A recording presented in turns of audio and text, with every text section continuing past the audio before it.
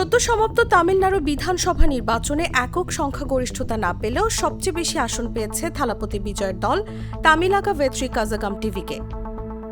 মুখ্যমন্ত্রী হিসেবে বিজয় শপথ নেয়ার কথা বৃহস্পতিবার, কিন্তু রাজ্যের গভর্নর রাজেন্দ্র বিশ্বনাথ আর্লেকর এখনও বিশ্বাস করেন না যে সরকার গঠনের মতো প্রয়োজনীয় সংখ্যা টিভিকের আছে, আর এ কারণেই আজ মুখ্যমন্ত্রী হিসেবে শপথ নেওয়া হচ্ছে না থালাপতির।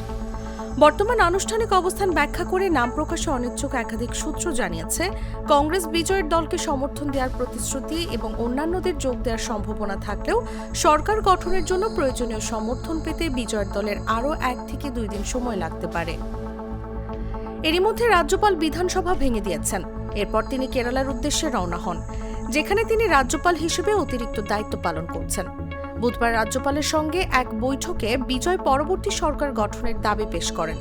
সূত্র জানিয়েছে, টিভিকে সাধারণ সম্পাদক আধভ অর্জুনও তাদের আইনি দলকে সঙ্গে নিয়ে রাজ্যপালের সাথে দেখা করবেন। তামিলনাড়ুর সর্বশেষ বিধানসভা নির্বাচনে 108টি আসনে জয়লাভ করে একক বৃহত্তম দল হিসেবে আবির্ভূত হয়েছে বিজয় টিভিকে।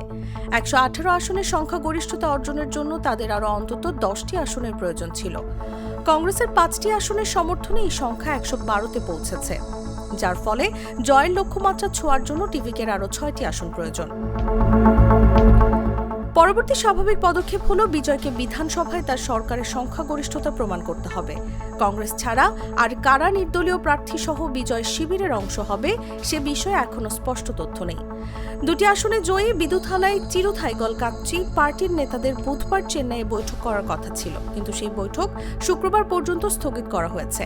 অন্যদিকে বাম দল সিপিআই ও সিপিআই কি করা উচিত তা ঠিক করতে শুক্রবার পর্যন্ত সময় চেয়েছে। নিউজ ডেস্ক, জাগো নিউজ।